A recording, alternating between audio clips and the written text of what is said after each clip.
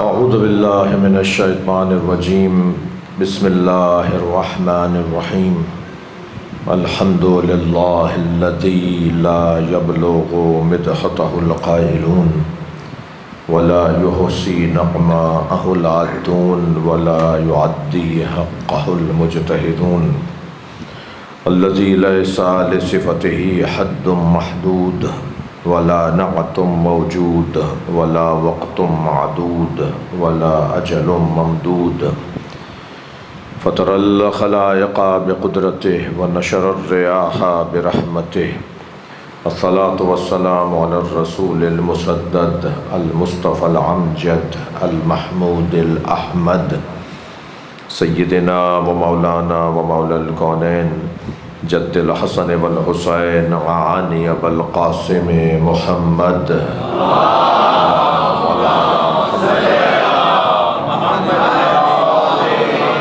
وآله الطيبين الطاهرين المعصومين الذين قال الله إنما يريد الله ليذهب عنكم الرجس أهل البيت ويطهركم تطهيرا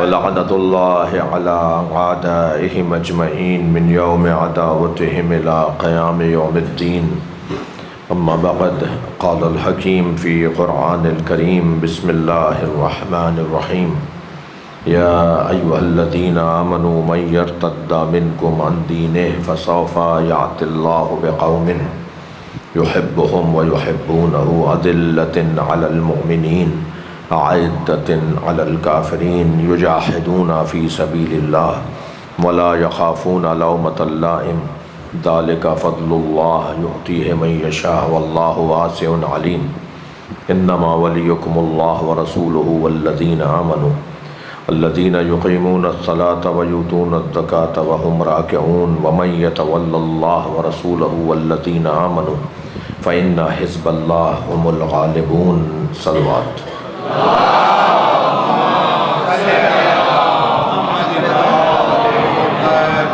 التماس کر رہا ہوں ایک سورہ فاتحہ 3 مرتبہ سورہ اخلاص پڑھ لیجئے۔ برسی ہے سید نصیر حسن ابن سید محمد یونس، اسی طرح اس گھر کے حاضرین کے دیگر مرحومین سیدہ مہر النساء بیگم بنت سید محمد رضی، سید بشیر حسن ابن محمد یونس، سید محمد ادریس ابن سید محمد یونس، سیدہ صفیہ بیگم بنت سید علی احمد، باقر رضا ابن نقی رضا، علی رضا ابن نقی رضا، کنیز عباس بنت سید آغا رضا، نور سکینہ بنت سید علی احمد، سید عبد المطلب ابن سید فیاض الدین، سیدہ صفیہ بیگم بنت محمد جواد، آپ سب کے مرحومین، اس آبادی کے تمام مرحومین، اس گلی میں رہنے والے تمام شہری اور محلے داروں کے مرحومین، ان تمام مرحومین کے لیے رحم اللہ من قرأ الفاتحہ۔ بسم اللہ الرحمن الرحیم الحمدللہ رب العالمین الرحمن الرحیم مالک یوم الدین ایاک نعبد و ایاک نستعین اہدنا الصراط المستقیم صراط الذین انعمت علیہم غیر المغضوب علیہم ولا الضالین۔ بسم اللہ الرحمن الرحیم قل هو اللہ احد اللہ الصمد لم یلد ولم یولد ولم یکن لہ کفوا احد۔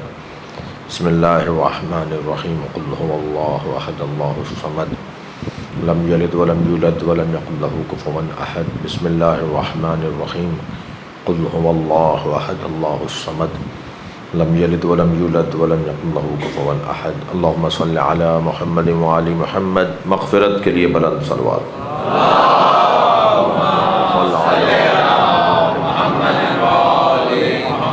تھوڑا تھوڑا سا اور آگے آ جائیں گے، ظاہر آگے آ جائیے، ایک صلوات پڑھتے ہوئے محمد عباس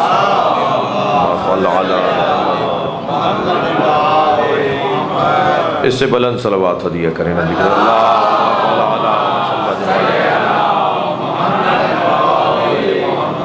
ایک اور بلند صلوات۔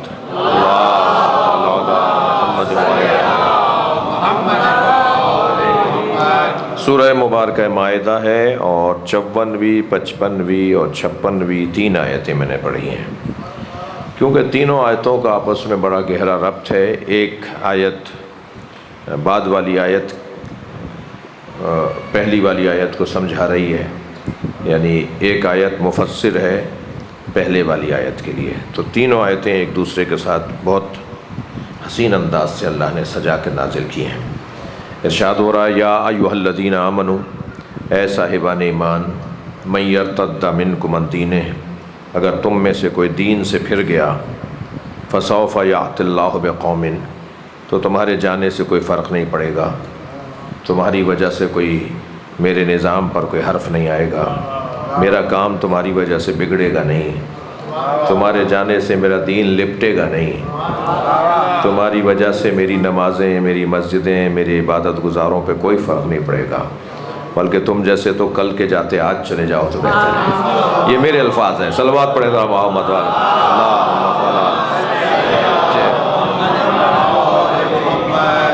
یا ایھا الذین آمنوا من یرتد منکم عن دینہ، اگر تم میں سے کوئی دین سے پھر گیا، فسوف یأتی اللہ بقوم، تو اللہ تمہارے ایک کے جانے پر ایک قوم کو لے کر آئے گا۔ اچھا ہوتا ہے ایسا کہ بعض اوقات بعض نظریات میں اور بعض مراحل میں کسی ایک کی بغاوت سے ایک بڑی تعداد میں وفاداروں کا ایک بڑی تعداد میں وفادار ظاہر ہوتے ہیں، یعنی کوئی ایک جاتا ہے نا تو بہت بڑے تعداد میں وفادار آ جاتے ہیں، تو ایسا ہوتا ہے ہمارے مشاہدوں میں بھی۔ اگر ہم اپنے اطراف میں تھوڑا سا غور کریں تو ایسا ہوتا ہے کہ کسی ایک کے جانے سے اور مضبوطی آتی ہے، یعنی جس کو جانا تھا اسے جانا چاہیے تھا، اس کے جانے سے فائدہ ہی ہوتا ہے۔ تو ہمیشہ کسی کے جانے پہ دل چھوٹا نہیں کرنا چاہیے، اور ہر ایک کے آنے پہ صحت مند نہیں ہونا چاہیے۔ کیا معلوم جو آ رہا ہے وہ اس کا آنا بنتا ہی نہیں تھا، اور جو جا رہا ہے اس کا جانا ہی بنتا تھا۔ تو ہمیشہ بولنا خدمت نہیں ہوتی، کبھی خاموش رہنا بھی خدمت ہوتی ہے۔ ہمیشہ کچھ نہ کرنا کام نہیں ہوتا، ہمیشہ کچھ نہ کرنا مذمت کا عنوان نہیں ہوتا، کبھی کبھی کچھ کرنے کی بھی مذمت ہوتی ہے۔ تو کبھی رسی گلے میں کبھی خیبر ہے، کبھی رسی گلے میں کبھی خیبر ہے ہاتھوں پر، کبھی رسی گلے میں اور کبھی خیبر ہے ہاتھوں پر، جہاں جیسی ضرورت تھی وہاں ویسی شجاعت ہے۔ صلوات پڑھے محمد و آل محمد، اللہم صل علی سیدنا۔ تو ایک جیسا پن رہ جانا یہ کوئی ہنر نہیں ہے کہ آپ سب ایک ہی طرح سے رہیں گے، نہیں، بعض لوگوں کا جانا ہی بنتا ہے۔ وہ غلط آ گئے تھے، وہ اس وادی کے ہی نہیں تھے، وہ اس مزاج کے نہیں تھے، وہ اس ذائقے کے نہیں تھے، وہ اس گھڑے سے آشنا ہی نہیں تھے، وہ اس ذوق کے ہی نہیں تھے، وہ غلط آ گئے تھے یہاں پر۔ یا ایھا الذین آمنوا من یرتد منکم عن دینہ، اگر تم اپنے ہی دین سے پھر گئے، پہلے جو چیز تم نے مانی تھی اسی سے تم نے ہاتھ اٹھا لیا، اور وہ کون سا دین ہے؟ اے صاحبان ایمان، تم اپنے دین سے پھر گئے، یعنی وہ دین جو تم نے میری طرف سے لے لیا تھا، اگر اسی سے پھر گئے تو فسوف یأتی اللہ بقوم، تو اللہ ایک قوم کو لے کر آئے گا، یعنی بہت سارے لوگ آئیں گے۔ اب وہ جو لوگ آئیں گے ان میں 6 صفتیں ہیں، ان میں نشانیاں ہیں۔ اب جو آئیں گے پھر وہی آئیں گے جنہیں آنا تھا، یعنی اب کام کے لوگ آئیں گے۔ اب وہ جو کام کے لوگ آئیں گے، ان کے کام کے لوگ ہونے میں، ان کے کام کا ہونے میں کوئی تو فرق ہو، کوئی تو مضبوطی ہو، کوئی تو عنوان ہو، تو ان کی 6 نشانیاں ہوں گی۔ وہ علامتوں کے ساتھ آئیں گے، وہ نشانیوں کے ساتھ آئیں گے، ان کو پہچانا جائے گا۔ وہ زبان سے نہیں بولیں گے کہ ہم مومن ہیں، ان کا کام بتائے گا کہ وہ مومن ہے، ان کا کردار بتائے گا کہ وہ مومن ہے، ان کی چال بتائے گی کہ وہ مومن ہے، انہیں کچھ کہنا نہیں پڑے گا، سب بولیں گے یہ مومن ہے، ان کے عمل سے لوگ مانیں گے کہ یہ مومن ہے۔ اب وہ جو لوگ آئیں گے وہ 6 صفتیں کیا ہیں؟ اچھا، جن میں یہ 6 صفتیں ہو جائیں گی، ابھی میں عرض کر رہا ہوں، ایصال ثواب کی مجلس ہے، وعظ اور نصیحت کی مجلس ہے، اور قرآن سے زیادہ واعظ کوئی نہیں ہے، قرآن سے بڑا ناصح کوئی نہیں ہے، قرآن سے بڑا سمجھانے والا کوئی نہیں ہے۔ ائمہ اہل بیت نے قرآن سمجھایا ہے، لہذا قرآن ائمہ کی تعلیمات کی روشنی میں اگر قرآن سمجھایا جائے، قرآن سمجھا جائے، تو اس سے بڑا ناصح کوئی نہیں ہے۔ تو جن میں یہ 6 صفتیں ہوں گی جو ابھی عرض کروں گا، انہیں پروردگار عالم پھر ایک ہار ان کے گلے میں ڈالے گا، یہ میرے الفاظ ہیں، ایک تغرا انہیں پہنا دے گا، ایک شیلڈ انہیں دے گا، آپ کے الفاظ میں کہہ رہا ہوں، ایک اسے انہیں ڈگری دے گا، ایک انہیں بیج لگائے گا، اور وہ یہ ہے کہ تمہارے اب 3 مولا ہیں. یہ 6 صفتیں اپنا لو تو اب تمہارے 3 مولا ہیں. ایک اللہ تمہارا مولا، ایک اللہ کا رسول تمہارا مولا، ایک حالت رکوع میں زکوٰۃ دینے والا تمہارا مولا. صلوات پڑھے محمد و آل محمد. اللہ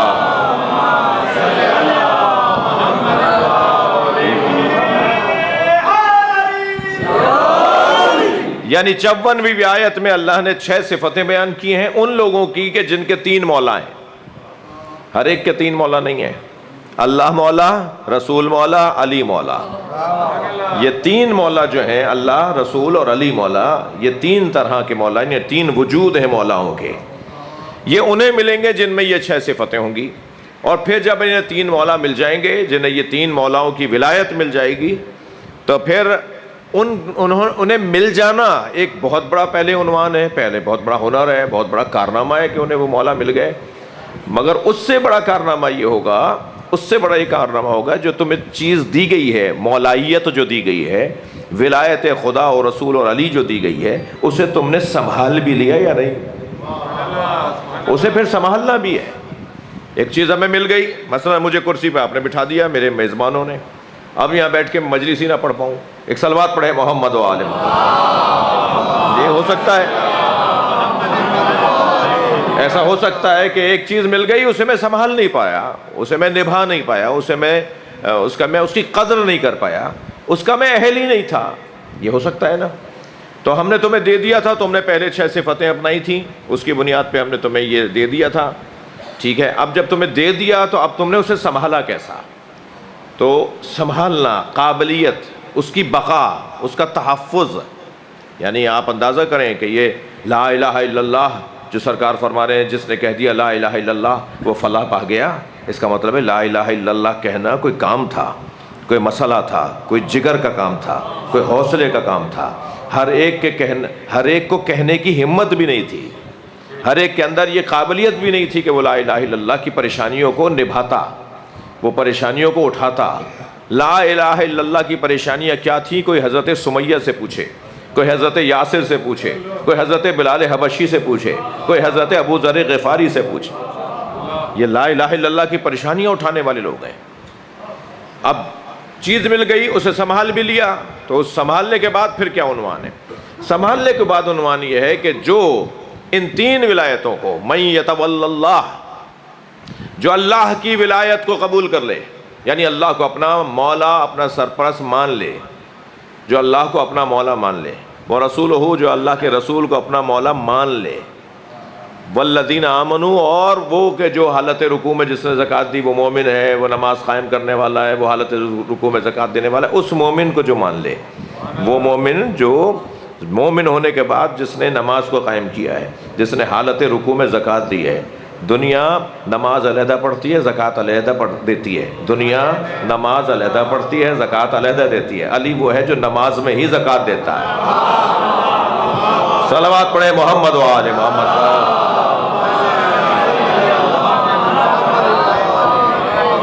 جس کی ذات خود عبادت پروردگار بن جائے، جس کی ادائیں خود اللہ کی بندگی بن جائے، جس کا اٹھنا بیٹھنا اللہ کی عبادت بن جائے، جس کی ایک ضربت عبادت ثقلین پر غالب آ جائے، اس علی کی بات. صلوات پڑھے محمد و آل محمد. وَمَن يَتَوَلَّ اللَّهَ، جس نے اللہ کی ولایت کو قبول کر لیا، وَرَسُولُهُ، اور جس نے اللہ کے رسول کی ولایت کو قبول کر لیا، وَالَّذِينَ آمَنُوا، اور جس نے اس مومن کی ولایت کو مان لیا جس مومن کا تذکرہ پچھلی آیت میں ہو گیا ہے، 55ویں آیت میں، مائدہ کی 55ویں آیت میں، فَإِنَّ حِزْبَ اللَّهِ هُمُ الْغَالِبُونَ، تو جان لو یہ لوگ ہیں جو حزب اللہ ہیں. یہ لوگ ہیں جو حزب اللہ ہیں، جن میں یہ 6 صفتیں ہیں، جو ان 6 صفتوں کے بعد 3 مولاؤں کو مانتے ہیں، ان کی ذمہ داری، ان ولایتوں کی ذمہ داریوں کو ادا کرتے ہیں. فَإِنَّ حِزْبَ اللَّهِ، جان لو کہ اللہ کی جماعت ہم الغالبون، ہمیشہ غالب رہے گی، انہیں کوئی ہرانے والا نہیں ہے. بڑے سیانے ہیں حزب اللہ والے جنہوں نے اپنا نام ہی حزب اللہ رکھ دیا ہے. صلوات پڑھے محمد و آل محمد. اس سے بلند صلوات نبی کی ذات پہ. اللہ محمد وعلی آپ یقین جانیے جب ایسے آپ جیسے ابھی پڑھ رہے ہیں نا اونچی آواز میں صلوات پڑھتے ہیں، یقین جانیے حدیث صحیح متواتر حدیثوں میں ہے کہ اس طرح کی صلوات جب پڑھی جاتی ہے تو فرشتے نازل ہوتے ہیں۔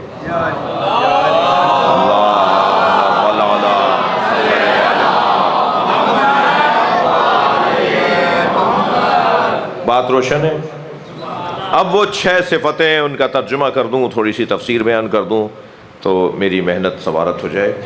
وہ 6 صفتیں کیا ہیں کہ جن کو اپنا لینے والا پھر 3 مولاؤں کی ولایتوں تک پہنچتا ہے، اور پھر جو 3 ولایتوں کو قبول کر لیتا ہے، برداشت کر لیتا ہے، اس کی پریشانیوں کو اٹھا لیتا ہے۔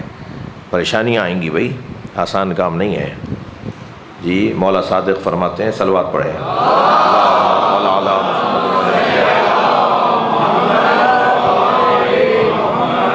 آخری زمانے میں میرے جد میں ہمارے جد علی کی ولایت کو لے کے چلنا، ولایت پر عمل پیرا رہنا، ولایت علی پر عمل پیرا رہنا آخری زمانے میں ایسا ہوگا جیسے ہتھیلی پر انگارہ۔ وہ جو بے چینی ہوگی نا، تصور کریں ہتھیلی پہ انگارہ ہو تو کیا ہوگا، کیا کیفیت ہوگی انسان کی۔ اتنا مشکل ہوگا اس زمانے میں ولایت علی کو لے کے چلنا۔ تھوڑا سا دھیمے سے اور میٹھے سے لہجے میں کہنے کی کوشش کرتا ہوں۔ یہ جو کچھ اس وقت ہماری قوم میں اور ہمارے اب یہ ویڈیو وغیرہ بھی جو ہوتی ہے نا، یہ بہت ساری چیزوں سے میں رک جاتا ہوں۔ بیٹا آپ لوگ بناتے تو ہو، بناؤ، کچھ کہہ نہیں سکتا آپ کو، کیونکہ آپ کا دور ہے، میڈیا کا دور ہے۔ پہلے کہتے تھے کہ پہلے کہتے تھے نیکی کر اور کنویں میں ڈال، اب کہتے ہیں نیکی کر اور میڈیا میں ڈال۔ تو بہت ساری چیزیں ہم ممبر پہ کہنا چاہتے ہیں، مگر یہ ریکارڈ ہمیں روک دیتا ہے، اس لیے کہ یہ حاضری کی نیاز ہے، کچھ نااہلوں تک نہیں پہنچنی چاہیے۔ صلوات پڑھے ذرا محمد و آل محمد، اللہم صل علی محمد۔ بہت ساری چیزیں واقعاً بہت ساری چیزیں ہم کہنے سے رک جاتے ہیں کہ نہ جانے اب آگے کیا نتیجہ نکلے گا۔ خوف کی وجہ سے نہیں، خوف کی وجہ سے نہیں۔ یاد رہے تقیہ بولنے والے کا خوف نہیں ہے، سامنے نہ سمجھنے والے کا خوف ہے۔ آیت اللہ جوادی عاملی نے ایک بہت بڑے اس وقت کے سب سے بڑے مفسر، شیعہ مفسروں میں سب سے بڑے مفسر ہیں آیت اللہ جوادی عاملی، تقریباً 90 سال کے ہمارے بزرگ عالم دین ہیں جی۔ 100 سے زیادہ جلدوں میں ان کی تفسیر آ چکی ہے، اور ابھی بھی آدھا قرآن تفسیر کیا ہے انہوں نے، ابھی آدھا قرآن اور آئے گا۔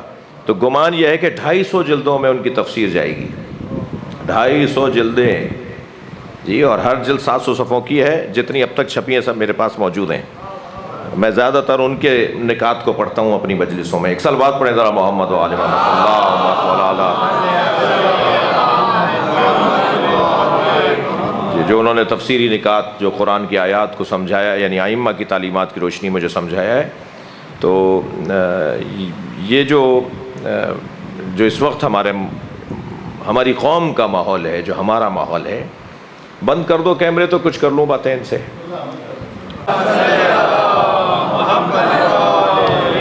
میں کچھ اور بھی کہنا چاہ رہا تھا، لیکن مجھے خوف بھی ہے کہ کہیں میں یہ دروازے سے باہر ہی نہ جا پاؤں۔ مولانا تو کوئی نہ کوئی کہے مولانا کیا باتیں لے کے بیٹھ گئے تھے، کیمرے بند تھے مگر ہمارے دماغ تو چل رہے تھے، آپ یہ کیا بول رہے تھے۔ وہ 6 صفتیں کیا ہیں، توجہ ہے نا حضرت کی۔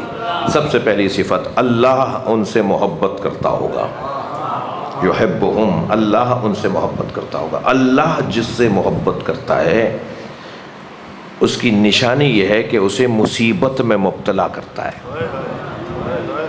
ہاں، اللہ کی محبت کی نشانی ہے، اللہ جس سے محبت کرتا ہے اسے پریشانیوں میں مبتلا کرتا ہے، اس لیے کہ وہ چاہتا ہے کہ میرا یہ بندہ جس سے وہ محبت کر رہا ہے، میرا یہ بندہ ترقی کرے، اور ترقی کوئی بندہ کر ہی نہیں سکتا جب تک کہ وہ مسائل کا سامنا نہ کرے،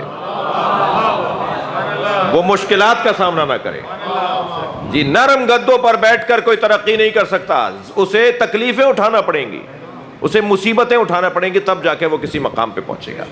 اللہ جس سے محبت کرتا ہے، کم سے کم محبت کی نشانی اسے وہ تکلیفوں میں مبتلا کرتا ہے۔ معصوم فرماتے ہیں کہ اگر 40 دنوں میں ایک مرتبہ تمہیں پریشانی لاحق نہیں ہوئی کوئی مصیبت لاحق نہیں ہوئی تو اپنے ایمان کی تجدید کرو، تو مومن نہیں رہے، تو مومن ہی نہیں رہے۔ ایصال ثواب کی مجلس ہے، برداشت کیجئے مجھے آپ صلوات پڑھیں محمد و آل محمد، اللہم صلی علی محمد و آل محمد۔ جی جی جی جی، مولانا تعویذ کرا دیا، مولانا گنڈا کروا دیا، مولانا کچھ ہو گیا ہے ہمارے ہاں۔ کیا ہو گیا بھائی؟ پریشانیاں جا نہیں رہی۔ بھائی شکر ادا کرو، پریشانیاں جا نہیں رہی۔ معصوم تو فرما رہے ہیں کہ جس کو پریشانیاں زیادہ آتی ہیں وہ گویا اللہ سے زیادہ قریب ہے، اور یہ کہہ رہی ہیں کہ معاف کیجیے گا، یہ کہہ رہے ہیں صلوات پڑھیں ذرا محمد و آل محمد۔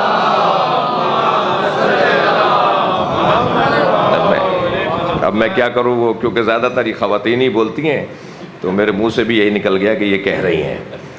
تو ہاں ہوتا ہے نا کہ جی مولانا کچھ کیجئے، ہمارے ہاں کچھ روزانہ کوئی نہ کوئی پریشانی، کام ہمارے رکے ہوئے ہیں، ہمارا کوئی کام ہوتا نہیں ہے، ہمارے ہر کام میں رکاوٹ ہے۔ یہ والے جملے ہمیں سننے کو ملتے ہیں، ہمارے ہر کام میں رکاوٹ ہے۔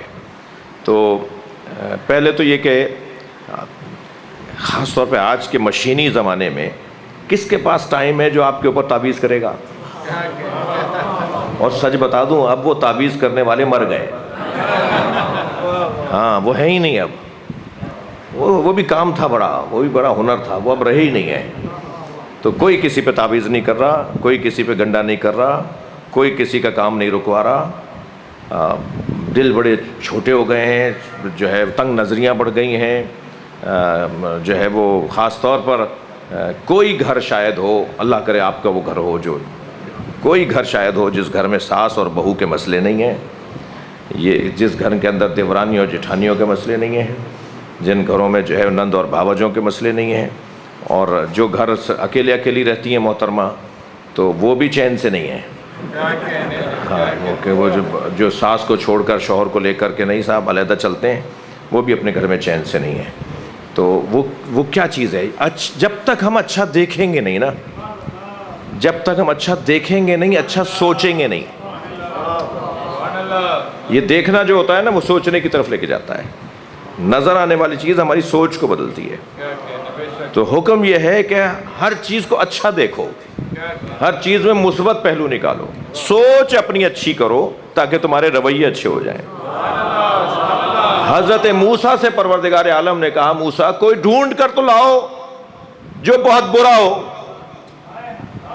کوئی ڈھونڈ کر لاؤ پوری اپنے زمانے کے لوگوں میں کوئی ایک وجود ڈھونڈ کر لاؤ جو برا ہو۔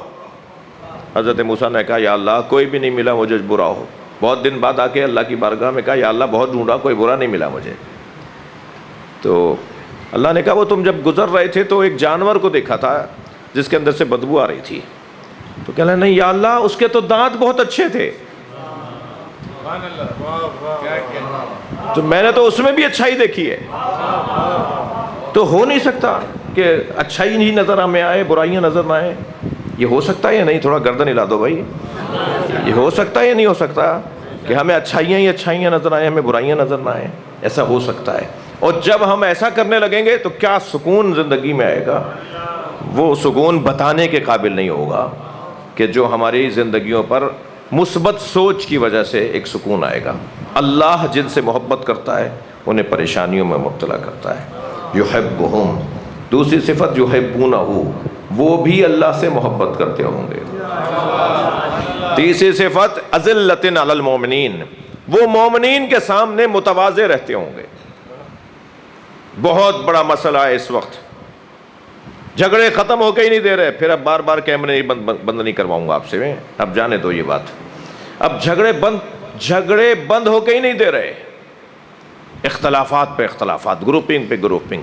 کوئی ایک انجمن بتائیے کہ جو اس کے آج 3 دھڑے نہ ہو،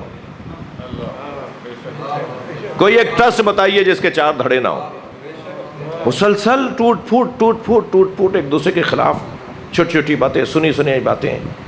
اچھا اتنے مرد ہیں کہ سامنے آ کے بات نہیں کرتے؟ بھائی ہمت والے ہو، شجاع ہو، بہادر ہو، سچے ہو تو منہ پر کیوں نہیں بات کرتے؟ آج تو بہت آسان ہو گیا گھر میں بیٹھے ہوئے موبائل کے اوپر، مجھے معاف کیجیے گا، گروپنگ، لڑائی جھگڑے۔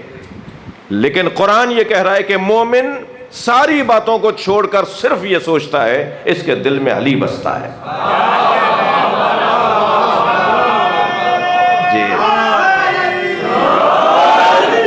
اس کے دل میں جناب زہرا کی محبت ہے. میں اس سے نہیں لڑوں گا بھائی، میں اس سے نہیں لڑوں گا. بعض اوقات ممکن ہے کوئی سوچے کہ صاحب مولانا یہ باتیں ہیں، اور پھر باتوں کی اگر مثال دیں تو پھر یہ خوف ہوتا ہے کہ یہ اپنی باتیں کر رہے ہیں. 3 بڑے ادارے کروڑوں روپے کے بنا کے میں نے صرف اس وجہ سے چھوڑے ہیں کہ ہمیں لڑنے کے لیے اللہ نے پیدا نہیں کیا. کروڑوں روپے کے 3 بڑے ادارے پاکستان کے اندر، ہاسپٹلس، صرف اس وجہ سے میں نے انہی کے حوالے کر دیے، کیونکہ اگر میں رکا رہتا، بانی تھا، رکا رہتا تو مومنین کے جھگڑے ہوتے. ہم نے کہا نہیں تم کیا چاہتے ہو، ہم خود چلائیں گے. مبارک ہو، تمہیں دے دیتے ہیں، تم چلاؤ. لڑیں گے نہیں، ہم لڑنے کے لیے پیدا نہیں ہوئے. یہ میرے عزیز تشریف فرمائے، میرے خاندان کے لوگ تشریف فرمائے. ہمارے والد فقیر آدمی تھے. بچپن میں ایک دفعہ میری ایک بچے سے کوئی تکرار ہوئی تو مجھے بیٹھ کے انہوں نے 1 گھنٹے سمجھایا، بیٹا ہم لڑنے کو پیدا نہیں ہوئے. اگر یہی قاعدہ قانون یہ بچے اپنے دماغ میں بٹھا لیں، ہم لڑنے کے لیے، اور خاص طور پر مومن سے تو لڑنے کے لیے پیدا ہی نہیں ہوئے. مومن سے ہمیں لڑنا ہی نہیں ہے. صلوات پڑھیں محمد و آل محمد.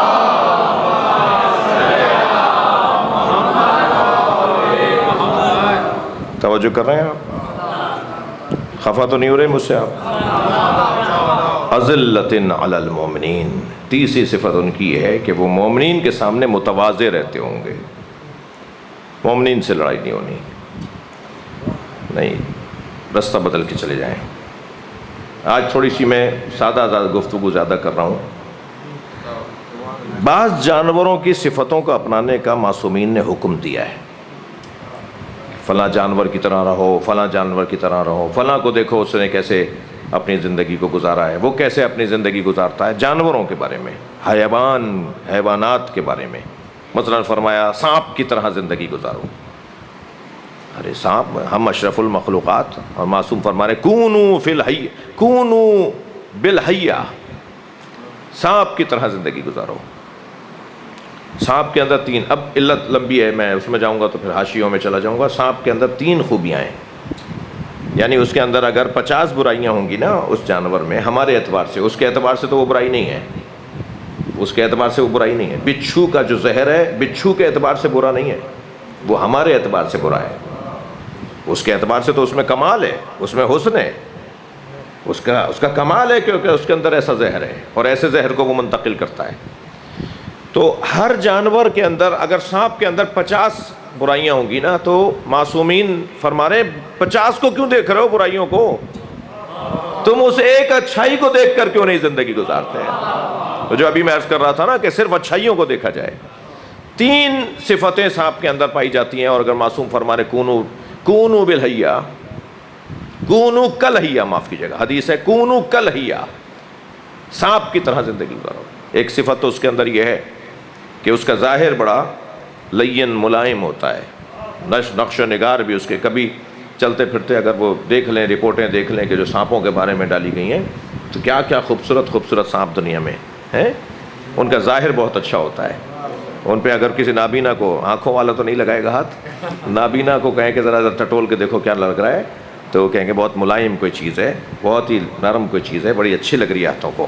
اس کا ظاہر ملائم بھی ہے، اور ظاہر نقش اور نگار کی وجہ سے خوبصورت بھی ہے. شاید معصوم فرما رہے ہیں کہ اپنا ظاہر اچھا بنا لو، مگر جس کا ظاہر اچھا ہو اور باطن میں زہر ہو اسے منافق کہتے ہیں. منافق کی مختصر تعریف یہ ہے، جس کا ظاہر اچھا ہو اور باطن میں زہر ہو. تو یقیناً یہ نہیں فرما رہے حضرت. پھر دوسری صفت سانپ کے اندر یہ ہے کہ سانپ اس وقت تک حملہ نہیں کرتا جب تک کہ اس پہ حملہ نہ ہو، یعنی حملہ کرنے والے پہ حملہ کرتا ہے. سوئے ہوئے کو نہیں ڈستا، بچوں کو نہیں ڈستا. پاگل سانپوں کی بات نہیں کر رہا میں، پاگل سانپ سوئے ہوئے کو بھی ڈس دیتا ہے، جی بچوں کو بھی ڈس لیتا ہے. لیکن اگر سانپ پاگل نہیں ہے، ہر جانور کی اپنی فہم ہے، اپنا فہم ہے، تو وہ بچوں کو نہیں ڈسے گا. کیوں؟ اس لیے سے پتا ہے یہ مجھے مارے گا نہیں، یہ سو رہا ہے مجھے کچھ نہیں کہے گا، اس کے اوپر سے گزر جائے گا، برابر سے گزر جائے گا، ڈسے گا نہیں. تو شاید یہ فرما رہے ہیں کہ جب تک حملہ نہ ہو تم بھی حملہ مت کرو. لیکن اگر یہ مان لیں تو ایک اور جگہ حدیث میں فرما رہے ہیں کہ اگر کوئی حملہ کر دے تو خبردار پھر بھی اسے موقع دو کہ وہ توبہ کر لے، اس پہ حملہ نہیں کرو. یہ شاید یہ والی بات بھی نہیں ہے، کچھ ہے لیکن یہ شاید یہ والی بات بھی نہیں ہے. شاید جو بات مثلاً اب بات آئی تھی تو میں کہہ رہا ہوں شاید اس وجہ سے فرمایا کہ سانپ کی طرح زندگی گزارو، کہ سانپ جب تنو مند ہو جاتا ہے، صحت مند ہو جاتا ہے، موٹا فربا ہو جاتا ہے، تو پھر وہ زمین میں سوراخ کر کے 40 دن کے لیے ایک جگہ زمین کے اندر جا کے بیٹھ جاتا ہے، بل بناتا ہے اپنا خاص، اس کے اندر جا کے بیٹھ جاتا ہے، بغیر کچھ کھائے پیے 40 دن گزارتا ہے، اور پھر 40 دن بعد اس بل سے نکل کر آتا ہے، تو کیونکہ دبلا ہو جاتا ہے تو کھال اتارتا ہے اپنی، اس کی کھال اتر جاتی ہے، نئی کھال آنا شروع ہو جاتی ہے، یعنی وہ اپنی زندگی کا دوبارہ سے آغاز کرتا ہے، نئی زندگی کا آغاز کرتا ہے. شاید معصوم فرما رہے ہیں کبھی کبھی ایسا بھی کیا کرو کہ تنہائی میں جا کر اپنی زندگی کو ذرا نیا بنا لیا کرو، اپنی غلطیوں کو وہاں بیٹھ بیٹھ کے سوچ کر اس کے تکرار نہ کرنے کا عہد کر لیا کرو. ممکن ہے کہ یہ علت ہو اس کے کہنے. اسی طرح آپ نے بھینس کو دیکھا ہوگا، معاف کیجیے گا، بھینس، اس کے آگے آپ گاڑی اپنی لے جا کے لگا دیں، یہ آپ کی گاڑی کو ٹکر نہیں مارے گی، راستہ بدل کے جائے گی. آپ پھر وہاں جا کے کھڑے ہو جائیں، پھر راستہ بدلے گی، پھر وہاں کھڑے ہو جائیں، راستہ بدلے گی. یہ کبھی آپ کو ٹکر نہیں مارے گی. میں بھی اسی بھینس کی بات کر رہا ہوں جو پاگل نہ ہو. ہاں جی، جو اپنی فطرت پر ہو، جو اپنے فہم کے مطابق زندگی گزار رہی ہو، وہ کبھی بھی آپ کے سامنے آنے پر آپ سے لڑے گی نہیں، راستہ بنائے گی. یہ بہت اچھی صفت ہے. اگر کوئی ہمارے کاموں میں رکاوٹ ڈال رہا ہے تو اس سے الجھ کر اپنا وقت کیوں ضائع کر رہے ہو؟ اپنا دوسرا راستہ لو، اپنے معاملات کو آگے بڑھاؤ. جانوروں میں جیسے مرغی ہے، اب آج جانوروں پر ہی بات تھوڑی سی ہو جائے. یہ جو مرغی ہے یہ بزدل بھی ہے اور کنجوس بھی ہے. ہاں، اگر کوئی سے دانہ مل جاتا ہے تو کونے میں جا کر اکیلے کھانا چاہتی ہے. ساری مرغیاں پیچھے پیچھے بھاگ رہی ہیں مگر یہ ان کو کھلانا نہیں چاہتی. یہ کنجوس ہے.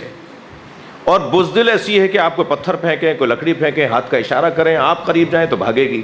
بزدل ہے، بھاگتی ہے، ڈرتی ہے. لیکن جیسے ہی اس کے انڈوں سے چوزے نکلتے ہیں تو پھر یہ شجاع بھی ہو جاتی ہے، ان بچوں کی خاطر چیل کتے بلی سے لڑ جاتی ہے، اور یہ سخی بھی ہو جاتی ہے. بجا بجا کے پہلے انہیں کھلاتی ہے، آوازیں نکالتی ہے خاص طرح کی. وہ بچے دوڑتے ہوئے آتے ہیں، جب کوئی دانہ مل جاتا ہے تو خاص آواز نکالتی ہے جو بچوں کو پتہ ہوتی ہے. اس کے چوزے بھاگ کر آتے ہیں، انہیں کھلاتی ہے. بھوکی رہتی ہے، دوسرے کو کھلاتی ہے. یعنی جو کنجوس بھی تھی، جو بزدل بھی تھی، وہ شجاع بھی ہو گئی، وہ سخی بھی ہو گئی. کیوں؟ اس لیے کہ اسے کسی سے محبت ہو گئی ہے. اور کسی سے محبت انسان کو سخی بھی بنا دیتا ہے اور شجاع بھی بنا دیتا ہے. تو بہتر نہیں ہے محبت علی سے ہو جو ہمارے وجود میں شجاعت کو بھی لے کر آئے اور سخاوت کو بھی لے کر آئے. صلوات پڑھ لیں محمد و آل محمد.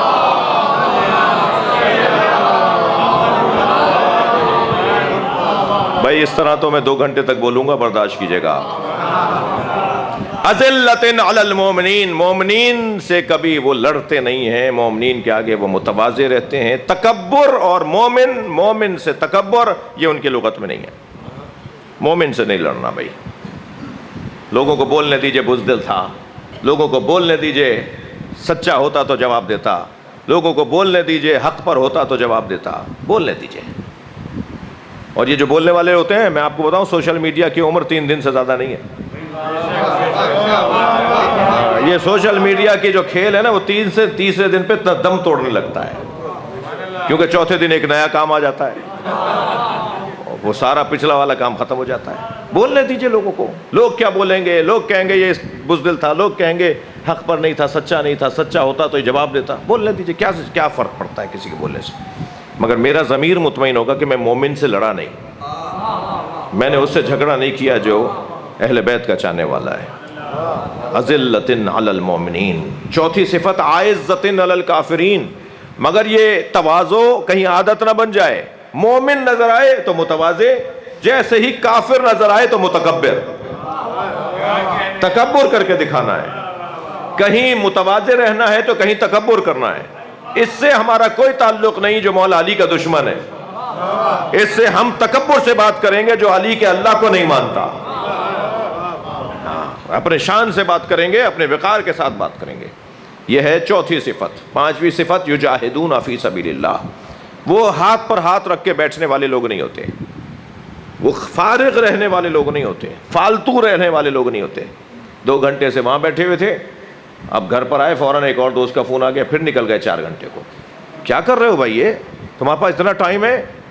تم فضول. ہاں ایک دورانیہ ہونا چاہیے، ذہنی تفریح بھی چاہیے انسان کو صحت کے لیے، لیکن یہ کیا بات ہوئی کہ گھنٹوں گھنٹوں جو ہے وہ بیٹھکوں میں گزار دیے، اور نہ پڑھائی کی طرف توجہ، نہ کچھ لکھنے لکھانے کی طرف توجہ. جوانی ہے تو پڑھنا ہے، بزرگی آ گئی ہے تو پھر کچھ لکھنا ہے. میں بزرگوں سے ہاتھ جوڑ کے کہہ رہا ہوں کچھ لکھیے. اگر خدا نہ خواستہ رائٹنگ اچھی نہیں ہے تو آج تو بہت آسان کام ہو گیا ہے. آپ اپنے موبائل کے ریکارڈر میں اپنے تجربات کو ریکارڈ کیے اور کمپوزر کو کہہ دیجئے اس سے اتار کے دو مجھے. اتنی معلومات ہے بزرگوں کے پاس، اتنے تجربے ہیں بزرگوں کے پاس، اتنے مشاہدات ہیں بزرگوں کے پاس. جی انہیں لکھیے، چھوڑ کے جائیے آئندہ نسلوں کے لیے، آئندہ بچوں کے لیے. میں بیویوں سے بھی کہہ رہا ہوں، خواتین سے بھی جو بزرگ خواتین ہیں کہ ہاں صاحب جب ہم انڈیا سے آئے تھے تو یہ ہوا تھا، اور جب ہم مثال کے طور پہ کراچی آئے تھے تو یہ ہوا تھا، اور فلاں رستے میں یہ ہوا تھا. شاہد کاظمی صاحب مرحوم و مغفور، ڈرامہ نگار، ادیب، شاعر، پی ٹی وی پر جو ڈرامے لکھتے تھے اور ڈائریکٹر بھی رہے، شاید ہمارے عزیزوں میں تھے. میرے والد کے کلاس فیلو تھے، خیرپور کے تھے. وہ ایک دفعہ فرمانے لگے کہ میں ایک ڈرامہ لکھ رہا ہوں، اور وہ سچا ڈرامہ ہوگا کہ جب ہم ہندوستان سے آئے تھے تو کیا ہوا تھا.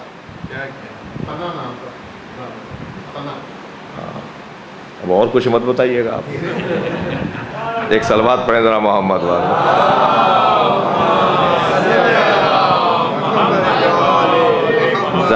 ظاہر میرے بھائی میرے عزیز تشریف فرمائے تو میں نے ان سے سہارا لیا.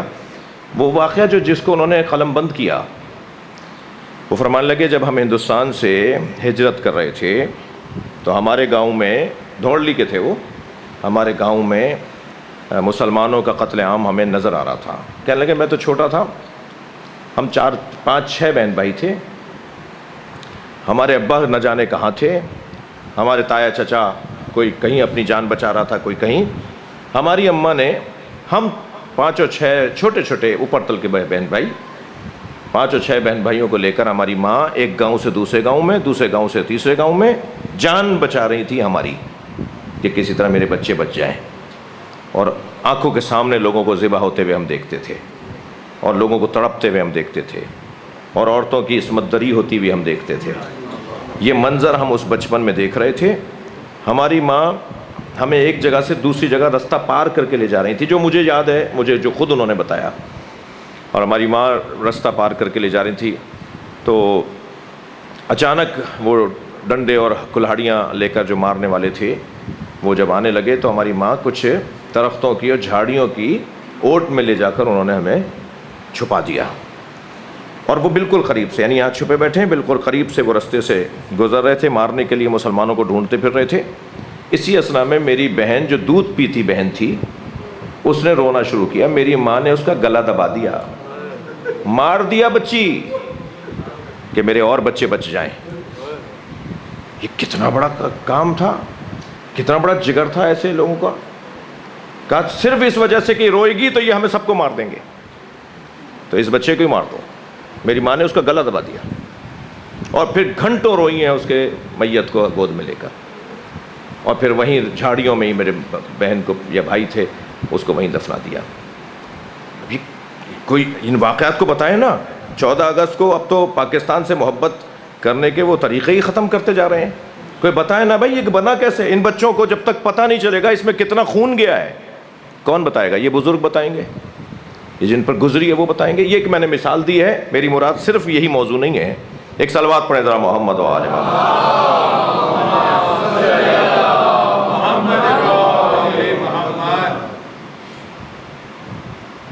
یجاہدون فی سبیل اللہ. 6 صفت، لا یخافون لومۃ اللائم، ملامت کرنے والوں کی ملامت سے وہ خوف زدہ نہیں ہوتے. دنیا کیا کہے گی، لوگ کیا بولیں گے، زمانے کو کیا جواب دوں گا، نہیں، کوئی کچھ بھی بولتا رہے، میرا ضمیر مطمئن ہے، میں وہ کام کروں گا. اب آ گئی بچوں کو سمجھ میں. یہ 6 صفتیں جن کے پاس ہیں نا وہ ہے مولائی، جن میں یہ صلوات پڑھیں محمد و آل محمد. یہ 6 صفتیں جن میں ہیں وہ ہے توحید کو اور رسالت و نبوت اور مولا علی کی ولایت کو ماننے والا۔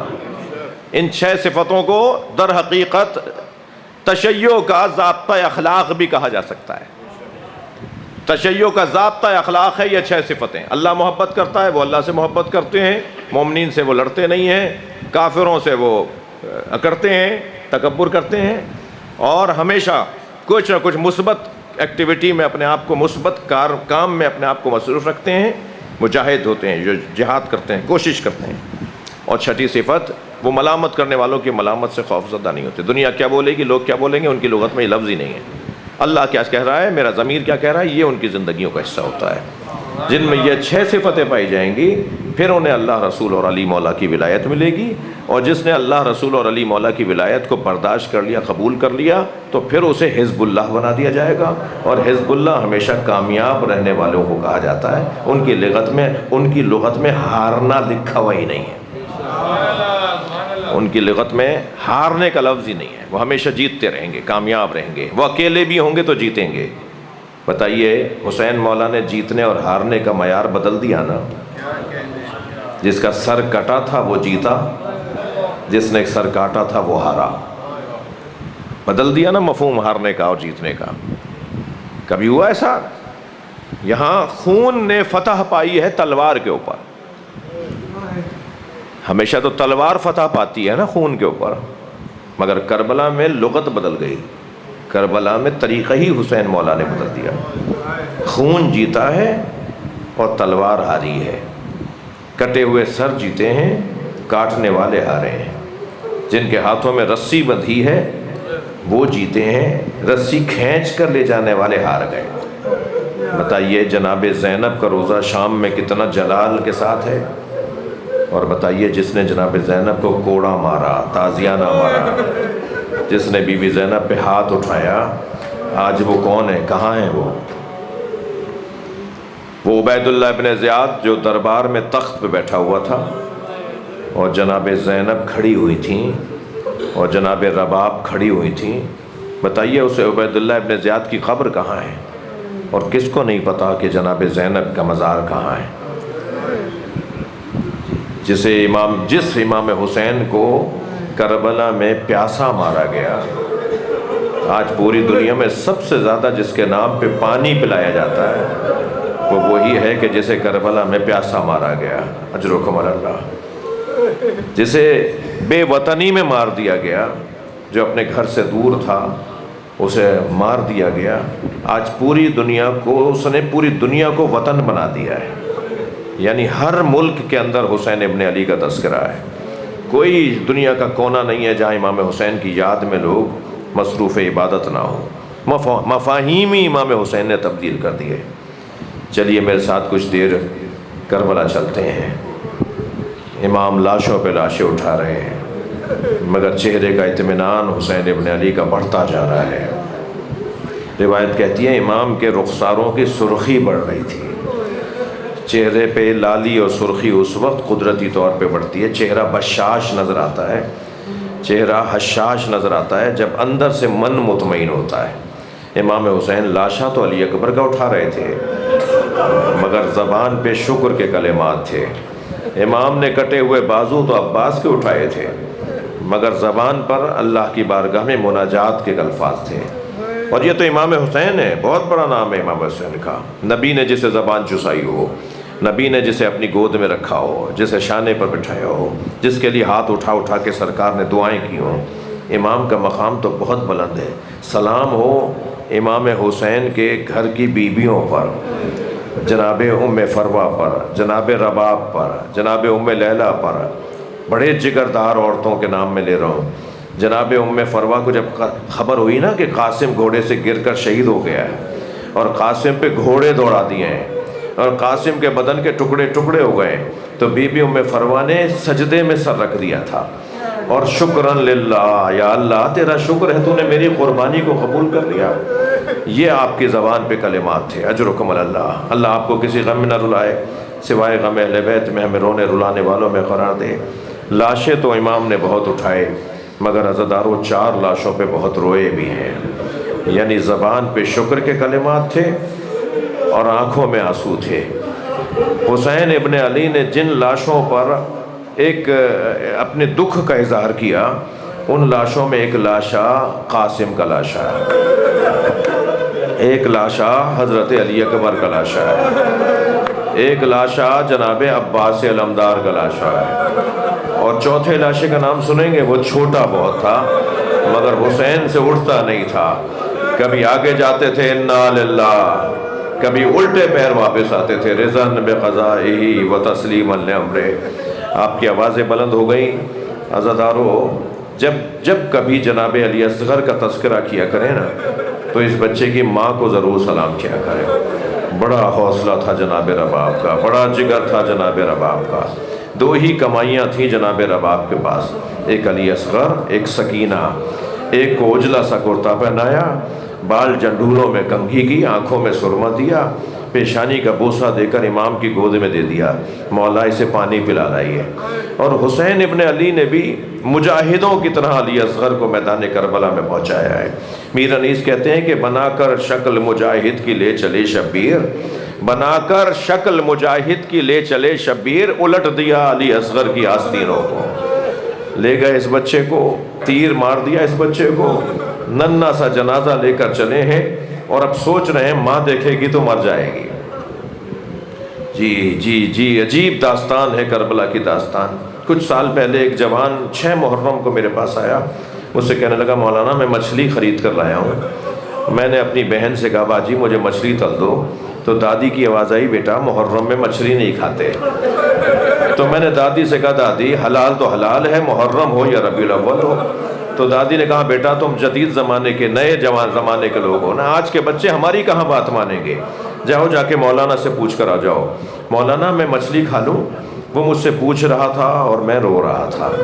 میں نے کہا میں اتنا بڑا عالم نہیں ہوں، مجھے اس کا جواب نہیں آتا، تم دادی کی بات مان لو۔ کہنے لگا میں سمجھا نہیں۔ میں نے کہا تمہاری دادی سچ کہہ رہی ہیں، امام حسین نے علی اصغر کے تڑپنے کو مچھلی کے تڑپنے سے تعبیر کیا۔ اما تراؤن کیف یتلظی، دیکھ نہیں رہے میرا بچہ مچھلی کی طرح منہ کھولتا ہے، مچھلی کی طرح منہ بند کر رہا ہے، یہ کچھ ہی دیر میں میرا بچہ مر جائے گا، اسے چند گھونٹ پانی کے پلا دو، اجرکم اللہ۔ ایک حضرت رباب کا بچہ علی اصغر، اور دوسری کمائی جناب سکینہ، جنہیں وہ زندان شام میں چھوڑ کر آ گئے۔ بس 2 جملے اور کہوں گا، عبادت مکمل ہوگی۔ عزادارو، جلتے ہوئے خیمے سے امام سجاد کو لانا کتنا مشکل تھا، کوئی جناب زینب سے پوچھے۔ جلتے ہوئے خیمے سے امام سجاد کو لائی ہیں، اپنی پشت پر اپنا بیمار بھتیجا اٹھا کے لائی ہیں۔ کتنا مشکل تھا جلتے ہوئے خیمے سے امام سجاد کو لانا، اس سے زیادہ مشکل تھا قبر سکینہ سے جناب رباب کو اٹھانا۔ جناب رباب کو لے کر آتے تھے، بی بی پھر چلی جاتی تھی، بی بی کو لے کر آتے تھے، بی بی پھر چلی جاتی تھی۔ جب جناب زینب نے فرمایا نا بھابی قافلہ تیار ہے، تو فرمایا زینب میرا مدینے میں کون ہے، میرا والی کربلا میں رہ گیا، میری بچی اکیلی ہے۔ اور قبر پہ جب جاتی تھی تو ایسا لگتا تھا جیسے کوئی ماں اپنے بچے کو گلے سے لگائے کرو۔ قبر سکینہ کو اپنے سینے سے لگائے ہوئے ہوتی تھی، اور بار بار کہتی تھی سکینہ اٹھو مدینے جا رہے ہیں، بیٹا تمہارا قافلہ، تمہاری محمل بھی لگ گئی ہے، چلو ہمارے ساتھ مدینے چلو۔ امام سجاد نے فرمایا اماں قافلہ تیار ہے چلیے۔ حکم امام پا کر جناب رباب محمل میں آ کر بیٹھ تو گئیں، مگر مڑ مڑ کر قبر سکینہ کو دیکھتی رہی۔ قافلہ چلنے لگا، شام کے دیہات کی عورتوں نے آوازیں دیں الوداع یا زینب، الوداع یا زینب۔ بی بی نے محمل کا پردہ ہٹایا اور ایک اشارہ کر کے کہا ہماری سکینہ کو اکیلا نہ چھوڑا، اللہ آپ کو شام جناب سکینہ کی زیارت کے لیے لے جائے۔ آپ کی دفعہ جب شام جائے نا تو زری سے قبر کو ضرور دیکھیے گا۔ آج بھی شام کے دیہات کی عورتیں کھلونے لا کے ڈالتی ہیں، گڑیاں لا کے ڈالتی ہیں، اور ایک نوحہ پڑھتی ہیں تمہاری ماں سے وعدہ کیا تھا ہم تمہاری قبر پر آتے رہیں گے۔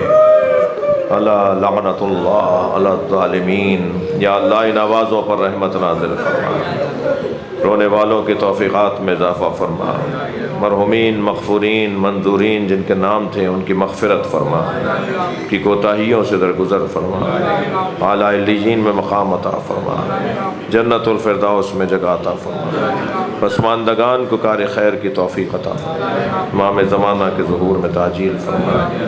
سورہ فاتحہ تلاوت فرمائے۔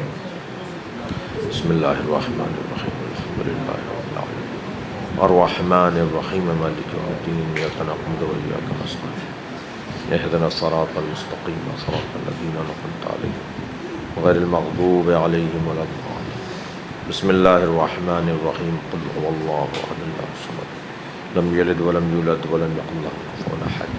بسم اللہ الرحمن الرحیم، قل هو اللہ احد اللہ الصمد لم یلد ولم یولد ولم یکن لہ کفوا احد۔ اللہم صل علی محمد وعلی محمد۔ مغفرت کے لیے صلوات پڑھو۔